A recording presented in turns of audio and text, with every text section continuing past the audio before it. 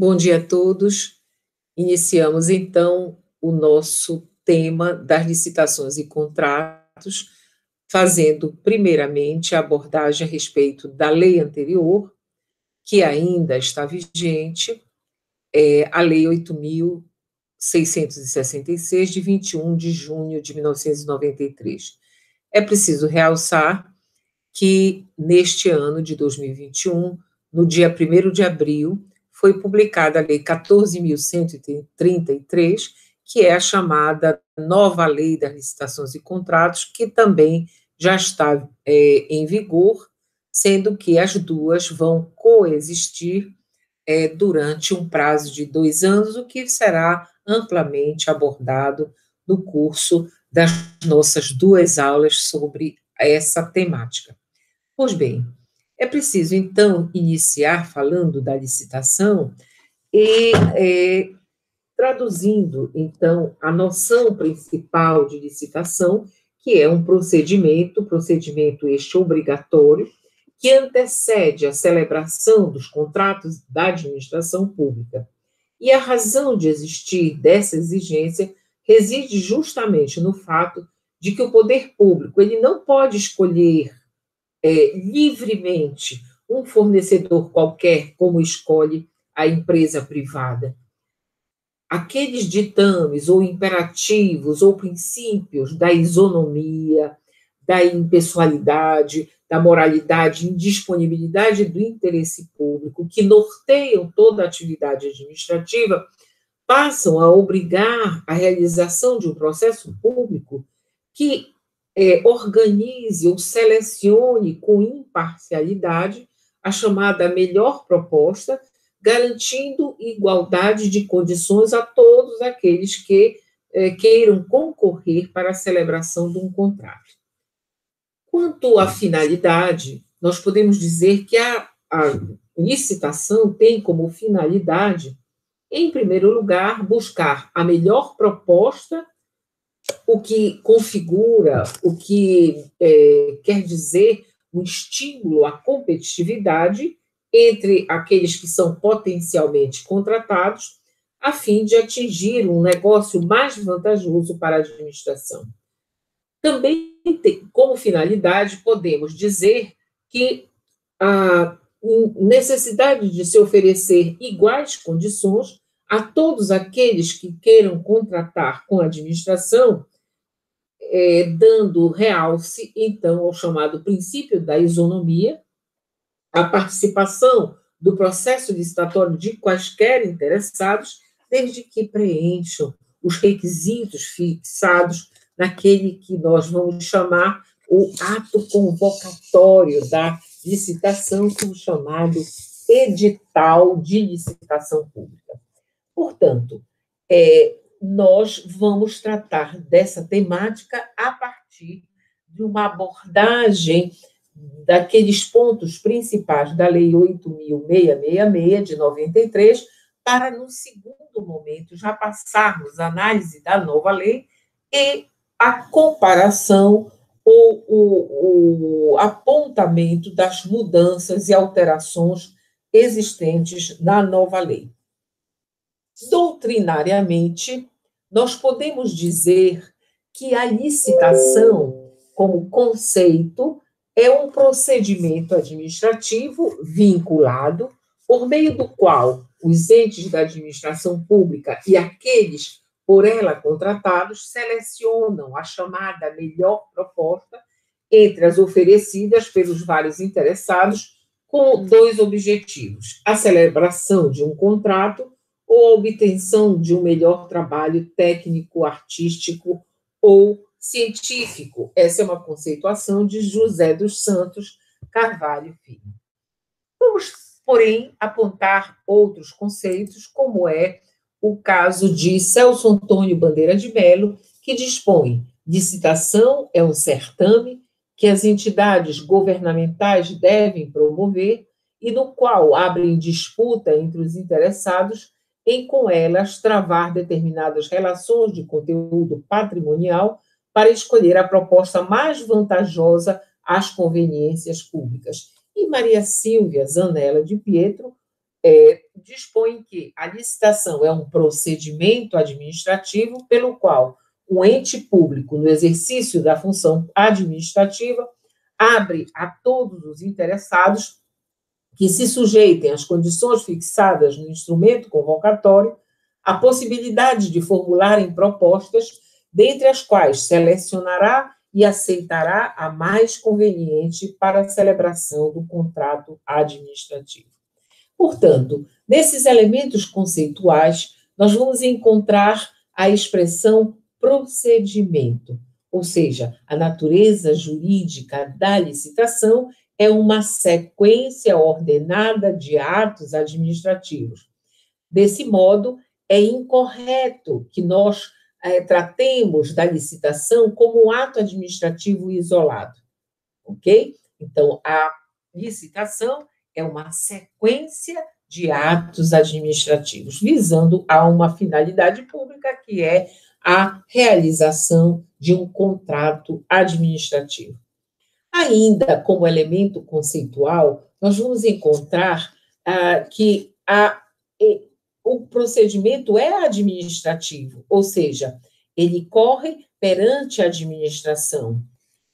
Ele é obrigatório para as entidades governamentais, há uma imposição, há um dever imposto ao Estado pela própria Constituição da obrigação de licitar.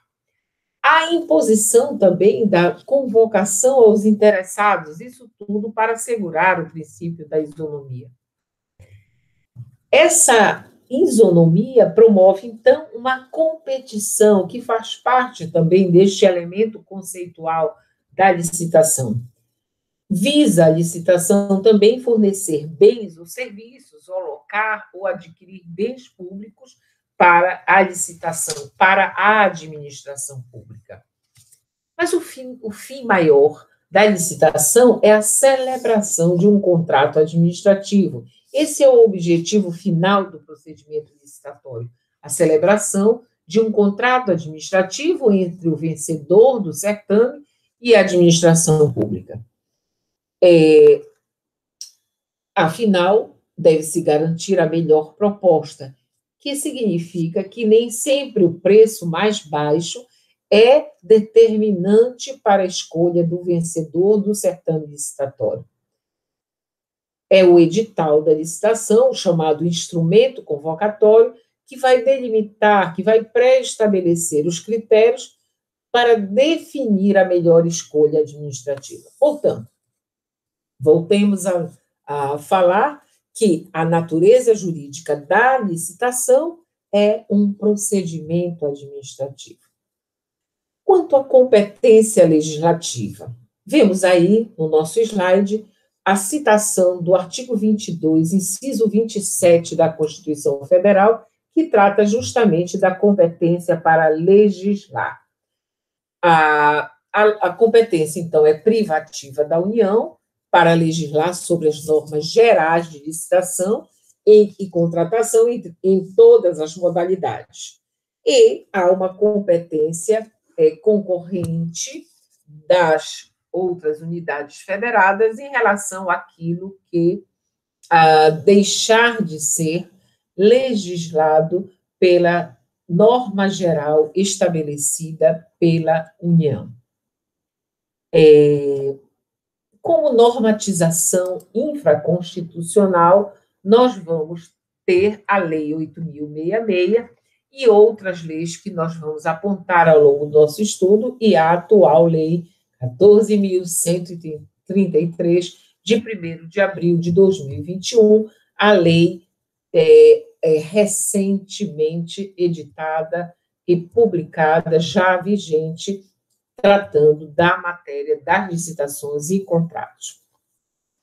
Pois bem, nesse slide nós vamos visualizar a obrigatoriedade do princípio da licitação pública disposta já como fundamento constitucional no artigo 37.21, que dispõe que, fora dos casos expressos na lei, as obras, serviços, compras, alienações serão sempre e obrigatoriamente contratados mediante o processo de licitação pública que deverá assegurar a igualdade de condições a todos os concorrentes, visando prestigiar o princípio da isonomia e da moralidade pública.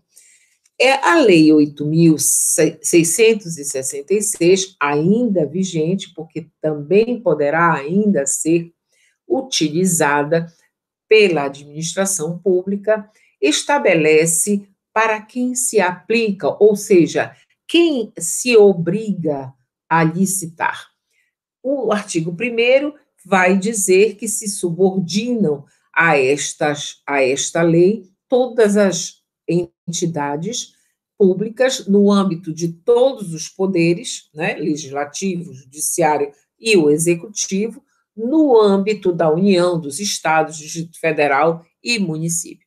O parágrafo 1º já encontra uma disposição que tem uma parcial revogação, dado que a abrangência ou a subordinação do regime desta lei, da Lei 8.666, já não se impõe às empresas públicas e sociedades de economia mista, em face da disposição expressa da nova lei da licitação, que impõe seja observada a essas entidades a lei específica que regula o processo licitatório das empresas estatais, que apontaremos posteriormente.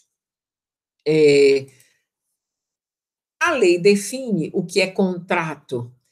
E no artigo 2º, parágrafo único, encontramos a seguinte definição: todo e qualquer ajuste entre órgãos ou entidades da administração pública e particulares em que haja um acordo de vontades para a formação de um vínculo e estipulação de obrigações recíprocas, seja qual for a sua denominação. O artigo 3º compreende uma série de princípios infraconstitucionais que são dispostos na lei especial das licitações e que compreendem vários princípios que são gerais e princípios específicos do processo licitatório. Também mencionamos, já antecipando, que a lei recentemente promulgada, a Lei 14.133, de 1º de abril deste ano de 2021, inclui alguns outros princípios que nós faremos ver na segunda parte da exposição dessa temática. Dispõe o artigo 3º. A licitação destina-se a garantir a observância do princípio constitucional da isonomia, a seleção da chamada proposta mais vantajosa, a promoção do desenvolvimento nacional sustentável e será processada e julgada em conformidade estrita com os princípios da legalidade, impessoalidade, moralidade, igualdade, publicidade, probidade, que são princípios constitucionais expressos, e dos princípios específicos da vinculação do instrumento convocatório, o edital, e o julgamento objetivo das propostas, que é uma tônica da licitação. Nesse slide, vemos a questão da noção das contratações públicas, que devem ter como características, devem ser permeadas da noção de sustentabilidade. A licitação, como todo ato administrativo, deve ter publicidade, em respeito ao princípio da ampla necessidade de se dar prosseguimento a esse processo. Então, ela não deverá ser sigilosa e todos os seus atos devem ser acessíveis ao público, né, salvo, evidentemente, quanto ao conteúdo das propostas, porque elas fazem justamente a seleção em relação à concorrência. A participação popular no processo de licitação é uma tônica das leis, evidentemente, porque ela deve ter, então, o controle também social, o controle da coletividade a respeito daquilo que a administração escolhe comprar, escolhe executar, enfim, em nome da coletividade. Então, todos aqueles que participam da licitação, eles têm um direito público subjetivo, diz a lei, à fiel observância desse procedimento, podendo qualquer cidadão acompanhar todo o desenvolvimento do procedimento, evidentemente, para colaborar com a plena execução da finalidade pública. O parágrafo único do artigo 4º dispõe que a administração constitui um ato administrativo formal, ou seja, que deve estar pautado na lei. Pois bem, indo um pouquinho atrás, aquilo que nós já falamos, a licitação tem como fundamento constitucional, como já vimos, o artigo 37, inciso 21, e quando lemos, eu volto aqui um pouco para que a gente leia o artigo da Constituição que dispõe, fora dos casos previstos em lei, isso significa que há hipóteses de dispensa ou inexigibilidade da licitação, que veremos também a seguir. Voltamos, então, no slide, porque faremos, então, um percurso rápido por essa lei, até porque nós precisamos adentrar, então, nos termos da nova lei. Há disposições em relação a quem não pode participar, ou seja, as pessoas que, por algum fato, por estarem participando do processo, seja na condição de servidor, seja na condição de execução de um projeto de uma reforma, para a execução de uma obra pública, aquela pessoa, então, aquela pessoa jurídica, aquela pessoa física, estará impedida de participar em face, justamente, da impessoalidade que deve nortear os atos da administração. Neste artigo 20, nós vamos, então, visualizar a necessidade de se dar ampla publicidade aos atos da licitação. A lei dispõe onde deverão ser publicados os editais, de que forma deverão ser publicados, indicando, então, os meios de circulação mais ampla, que, no caso, são os diários oficiais, né, dos entes públicos e jornais de grande circulação, e isso vocês farão a leitura com mais profundidade, mais detidamente, no estudo de vocês. Mais uma vez, fala-se da publicidade e, neste momento, nós vamos falar neste slide sobre a necessidade de não se alterar a lei estabelecida ou as condições prévias estabelecidas no edital, que é o chamado instrumento convocatório. Dispõe a lei qualquer modificação no edital, que é o instrumento convocatório da licitação, vai exigir a mesma forma de divulgação como se deu o texto original. E se houver uma alteração de monta, de forma a afetar a formulação das propostas, né, essa deve-se reabrir os prazos para as partes interessadas, porque se deve sempre respeitar o princípio da isonomia. Pois bem, vamos voltar, então, para demonstrar a necessidade de se apontar as modalidades de licitação. Mas vejam, nós estamos apresentando a lei que estava vigente, que está vigente. Há uma nova lei que já traça um outro elenco de modalidades de licitação. Mas diga-se de passagem que as duas leis vão coexistir, tá? Por força da própria expressão prevista na lei nova. Então, fazemos essa exposição em relação à Lei 8.666, porque ainda pode ser adotada pelas entidades públicas, ok?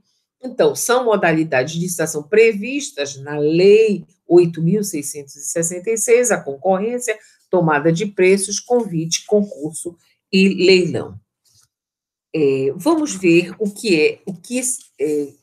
a própria lei faz sua definição em relação a essas modalidades de licitação que praticamente tem a definição nas leis, tá? O que é a concorrência? Diz a lei 8.666, é uma modalidade de licitação que nos termos da lei 8.666 é a mais complexa e envolve valores mais vultosos e se amplia a quaisquer interessados que atendam às exigências previstas no ato convocatório. Então, pela Lei 8.666, são modalidades a concorrência, a tomada de preços, o convite, concurso, leilão. Há outras previsões de modalidades de licitação em outras leis, como é o caso da consulta e do pregão, que é tratado em uma lei própria, a Lei 10.520, de 2002, que também apresentaremos oportunamente. O que é a concorrência? A concorrência, então, é uma modalidade de licitação entre quaisquer interessados que, na fase inicial da habilitação preliminar, comprovem possuir os requisitos mínimos de qualificação exigidos no edital para execução do seu objeto, garantindo-se a ampla publicidade.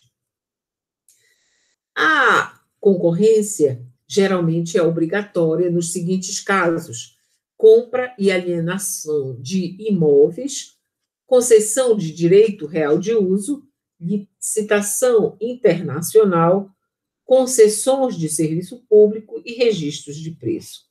O que é a tomada de preços, ainda nos termos da Lei 8.666?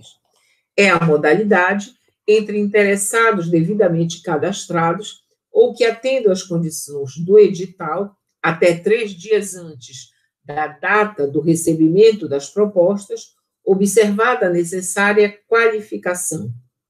Essa é a definição da lei.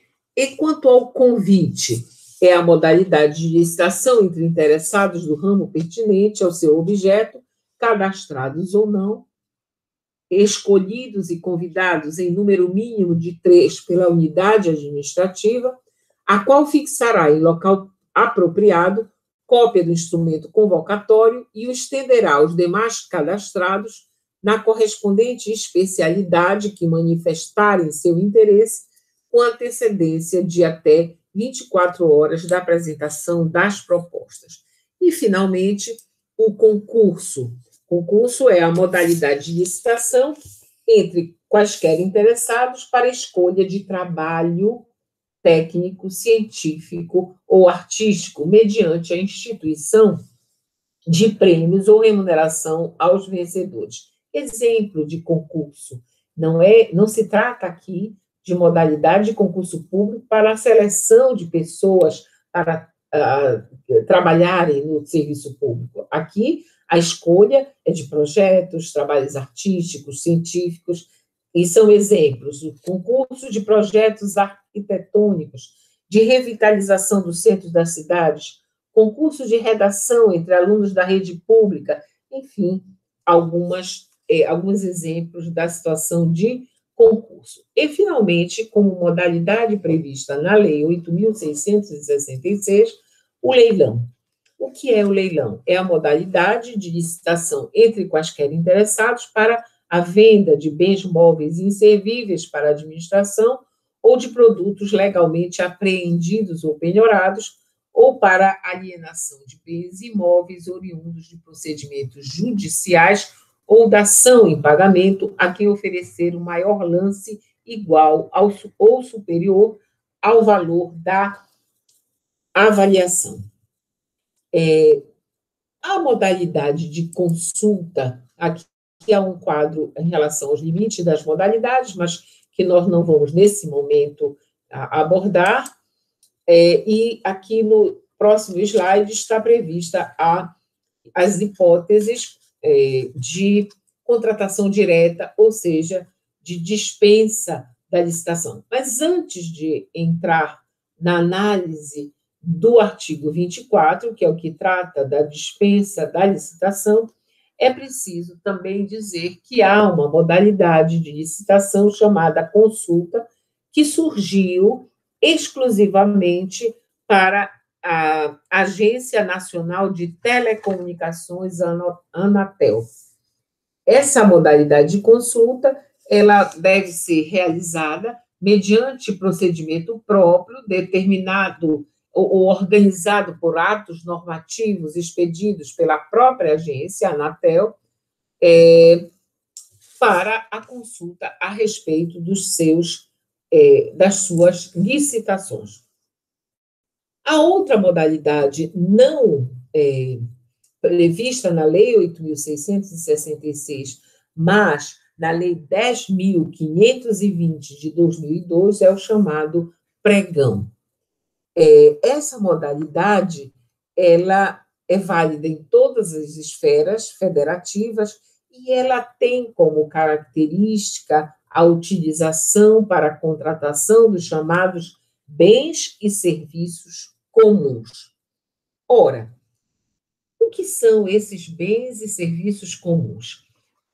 Houve a necessidade, então, de ser editado um decreto, que, no caso, é o decreto 3.555 de 2000, para especificar o que seriam esses bens comuns. Por exemplo, bens de consumo, compra de água mineral, combustível, gás, gênero alimentício, material de expediente, material hospitalar, médico, laboratorial, uniformes, bens permanentes, o mobiliário da administração pública, veículos automotivos em geral, como serviços comuns, serviços de apoio administrativo, serviços de jornais, assinaturas de revistas, serviços de motorista, serviços de evento, de filmagem. Então, há um rol de serviços e bens elencados para efeito de adoção desse chamado pregão. O pregão também é todo tratado na lei, e nós vamos passar um pouquinho para fazer uma pequena o desenvolvimento das chamadas hipóteses de exceção da lei, que é justamente a dispensa e a inexigibilidade da licitação. O artigo 24 contém um elenco de dispositivos de incisos que são casos da chamada dispensa.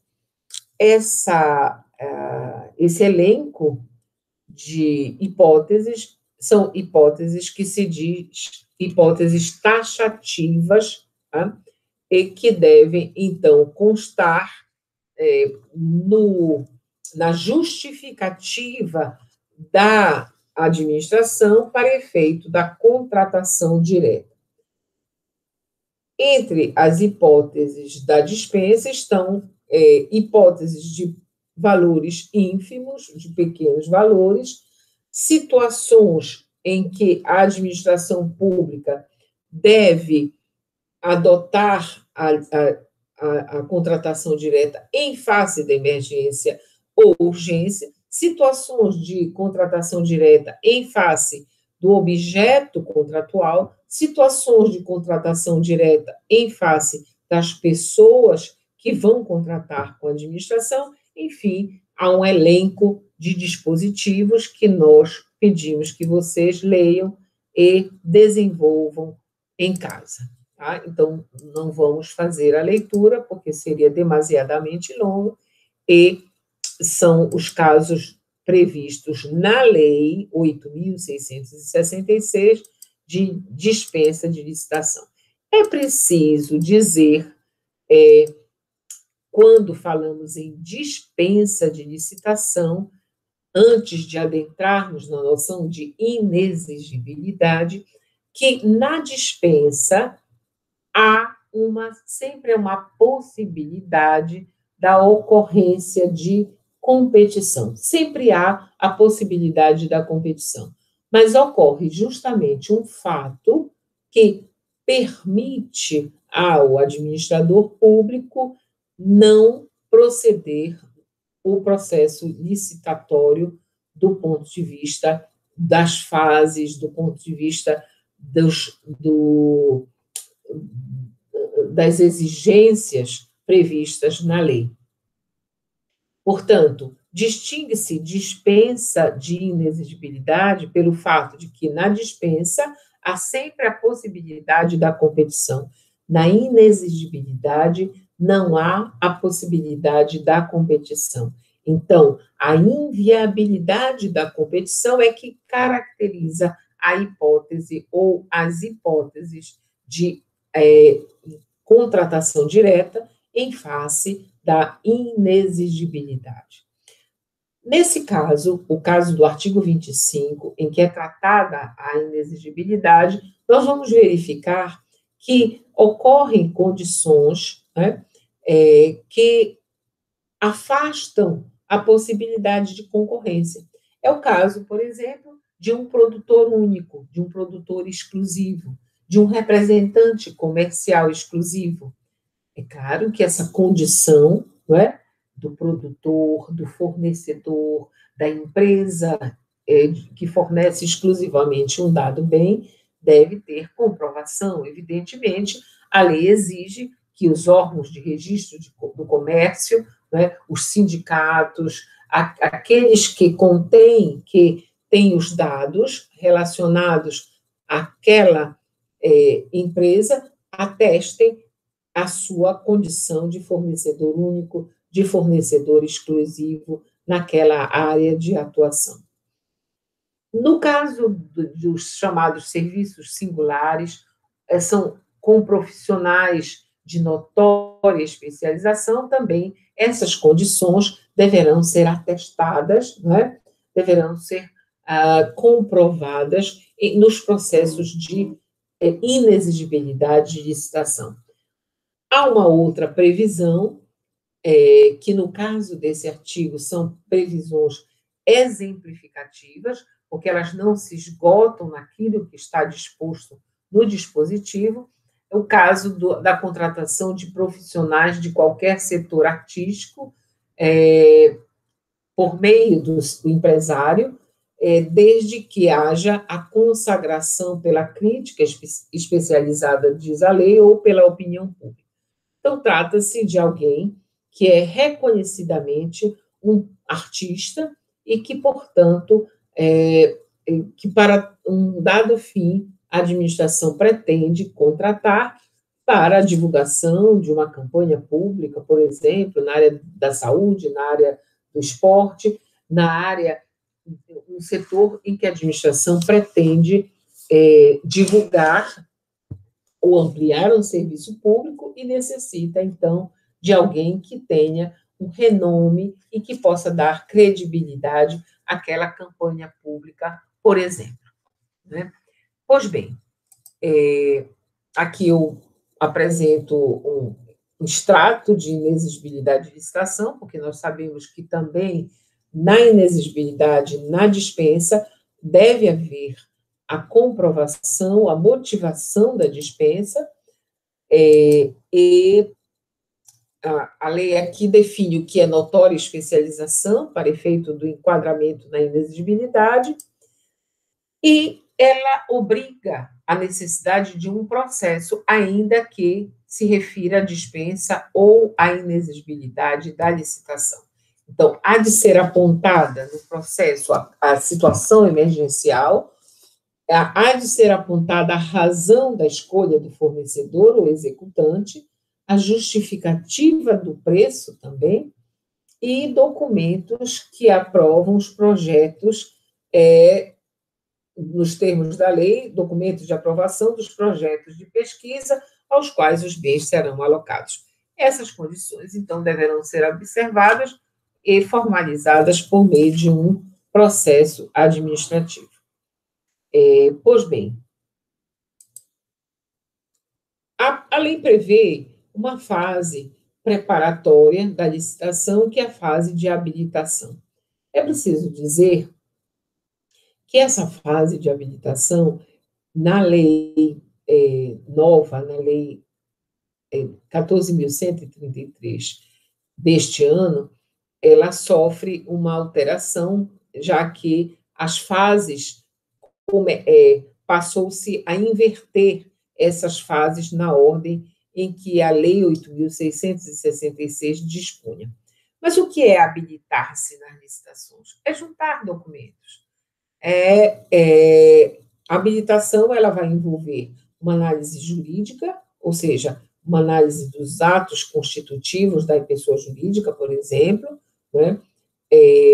Uma qualificação técnica, dependendo do serviço a ser executado, a qualificação econômica, financeira, para saber, por exemplo, se a pessoa jurídica tem condições de executar o serviço e se ela tem uma saúde financeira que possa sustentar a execução de um contrato, a regularidade no âmbito fiscal e trabalhista, em relação àqueles que vão trabalhar na execução de um serviço, por exemplo, e o cumprimento do disposto no artigo 7º da Constituição, inciso 33, que impede ou veda que na contratação dessas empresas para execução dos contratos administrativos haja o emprego da mão de obra de menor.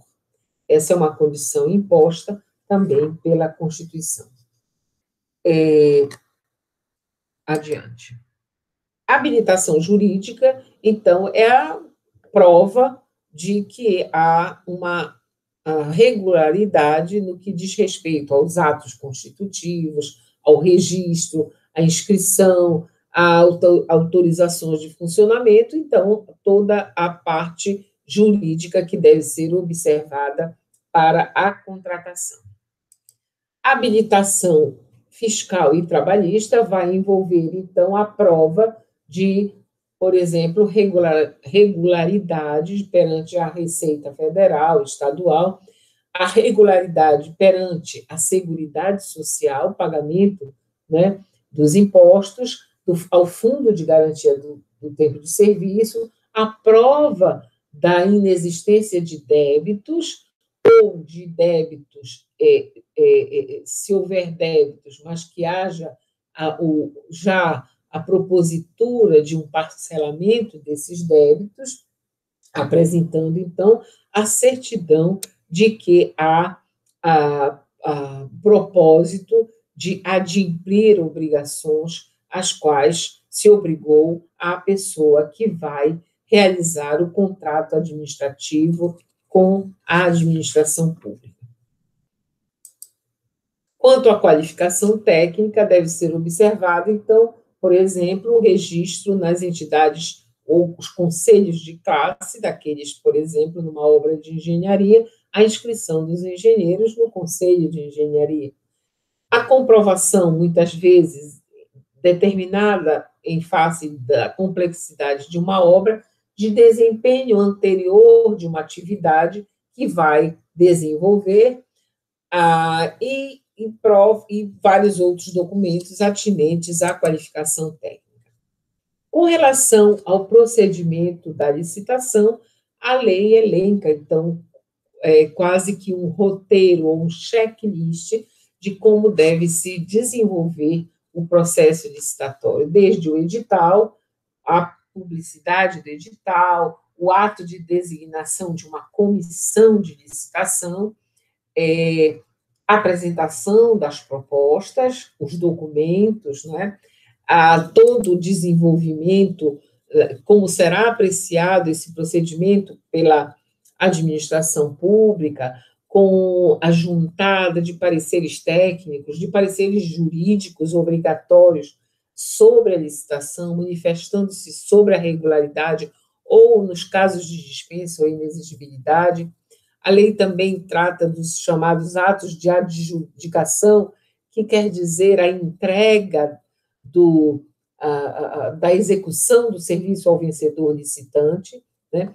Também, juntados aos autos, também fazem parte desse procedimento recursos eventualmente apresentados pelos licitantes em relação às várias manifestações ou decisões da administração, também é juntada de despachos de revogação ou a mesma anulação da licitação, o contrato administrativo, que já deve estar sempre anexado ao edital de licitação, enfim.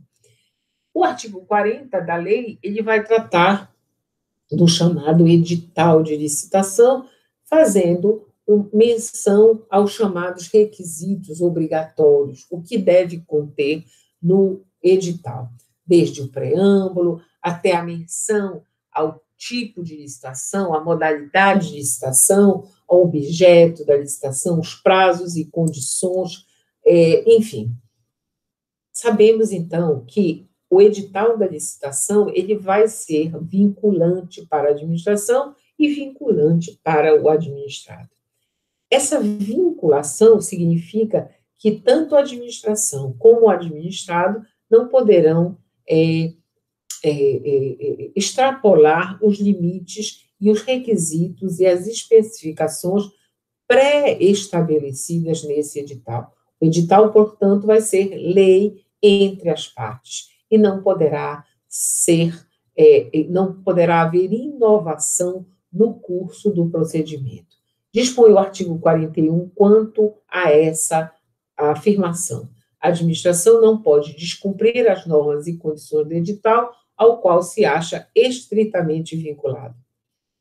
Nesse caso, qualquer cidadão pode ser parte legítima para impugnar um edital de licitação por irregularidade, ok? Então, qualquer cidadão pode contrariar, pode impugnar um edital se encontrar nesse edital indícios de que há o descumprimento das normas constitucionais, legais e do próprio edital.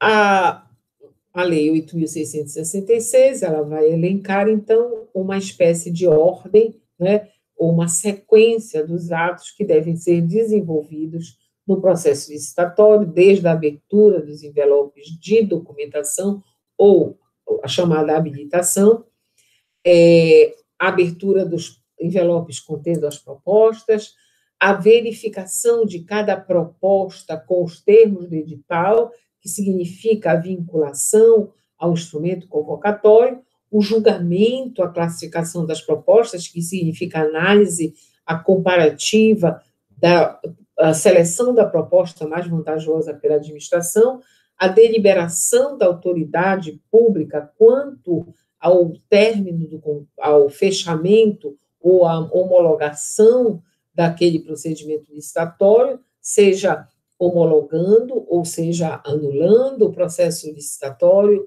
ou revogando o processo licitatório, ou aquilo que se pretende, a adjudicação do objeto da licitação, né, que significa, então, o cometimento do resultado final da licitação ao licitante vencedor.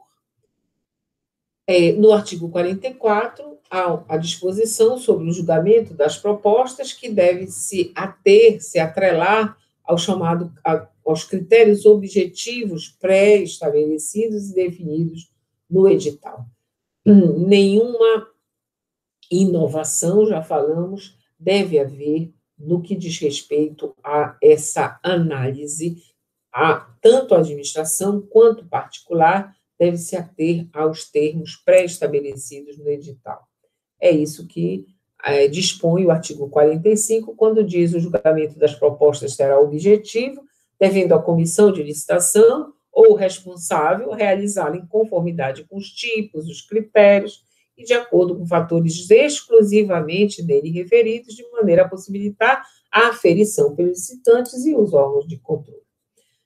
Nesse dispositivo, no parágrafo 1º, se elencam os tipos de licitação, tá? Que é a licitação que não se confunde com modalidades, tá? Mas são como será executado, como será, digamos assim, feita a aferição, o menor preço, a melhor técnica, técnica e preço, maior lance e oferta, de acordo com a licitação. A lei prevê possibilidade de revogação ou anulação das licitações. Sendo que, se houver a anulação por ilegalidade, né, ela pode ser de ofício ou por provocação e deve ser, então, mediante uma justificativa para efeito da nulidade do processo. A revogação, nós sabemos, pelas noções do ato administrativo, deve se dar sempre em face de razões de interesse público, decorrentes sempre de um fato superveniente ao procedimento para que ela seja justificada, né? E que deve se dar ampla defesa também e o contraditório sempre às partes. Aqui falamos sobre a revogação e anulação, e a partir desse slide será feito um panorama, breve, claro, pela necessidade da gente adentrar na nova legislação aos contratos administrativos, que é o objeto final da licitação. O que são os contratos administrativos? No dizer de Maria Silvia Zanella de Pietro, os contratos administrativos são os ajustes que a administração pública, na qualidade de administração, celebra com pessoas físicas ou jurídicas, ou públicas ou privadas, para se chegar à execução dos fins públicos, né, segundo um regime de direito público. Por essa definição, a gente já antevê a noção de que nos contratos administrativos, esses contratos administrativos, eles estão regidos por regras de direito público. Quais são as características dos contratos da administração?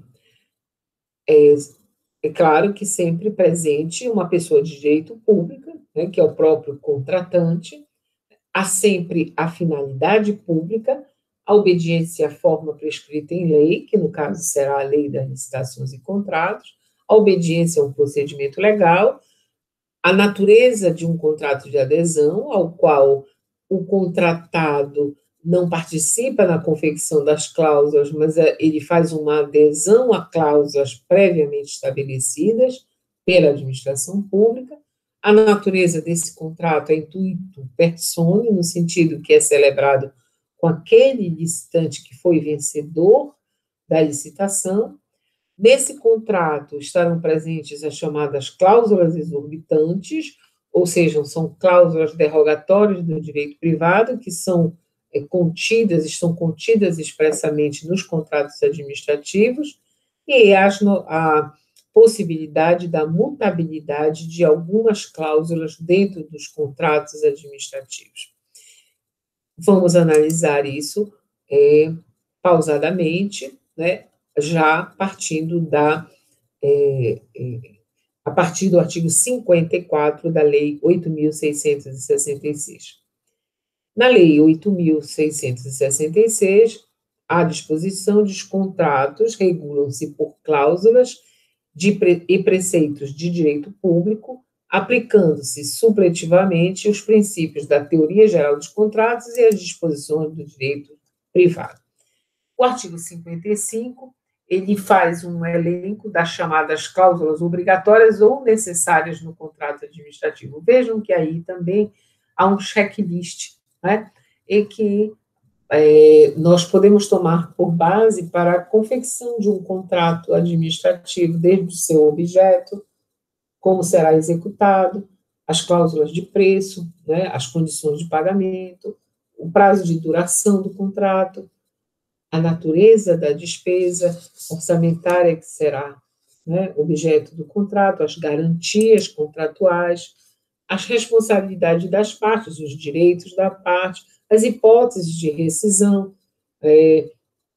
a vinculação ao edital, a legislação, as obrigações do contratado, enfim, todo o elenco de cláusulas que devem necessariamente estar inseridas no contrato administrativo.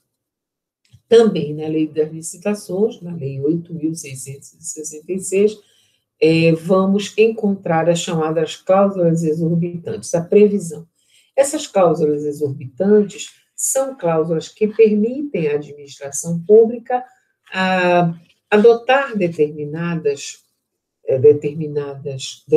comportamentos que são próprios da entidade pública e que interferem de forma a que se visualize a presença da administração num patamar de supremacia do interesse público. Dispõe o artigo 58.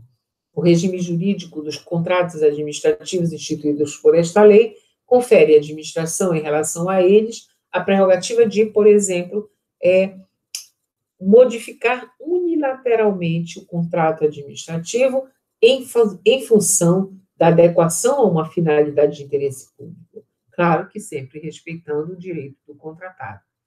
A rescisão unilateral é uma possibilidade prevista e nominada como cláusula exorbitante. A possibilidade de fiscalização da execução do contrato, possibilidade da aplicação de sanções motivadas pela inexecução do ajuste, e a possibilidade também da ocupação dos bens, né, nas hipóteses de não deixar que o serviço seja descontinuado, que o contrato seja descontinuado.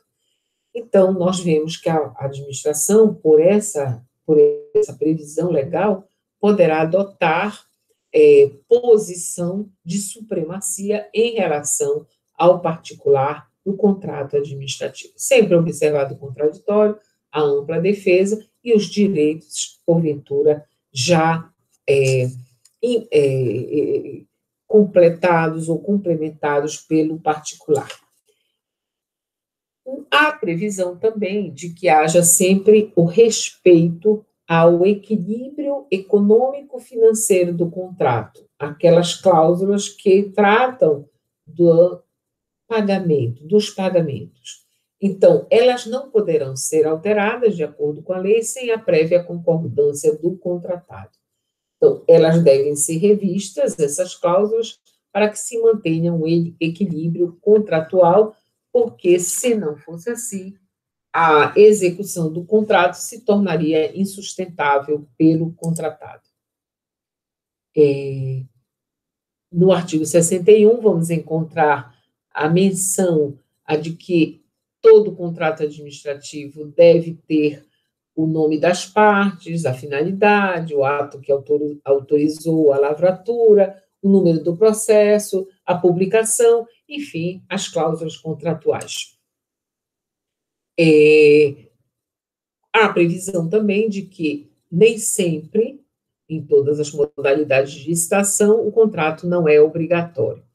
Essa é uma previsão que estabelece a importância de determinados processos de licitação e que em outros não haveria a necessidade de haver a maior formalidade no processo, como é o caso das licitações de menor vulto ou de menor complexidade. Vamos adiante aqui. Aqui nós estamos mostrando alguns dispositivos que tratam dos crimes na lei de licitação, mas é preciso agora realçar nesse momento que esses dispositivos foram expressamente revogados, né, e a sua previsão foi introduzida no Código Penal pela nova lei, pela Lei 14.133 de 2021. Então, nesse caso, aqui apenas faço uma amostragem, né, dos dispositivos que já se encontram revogados pela nova lei das licitações.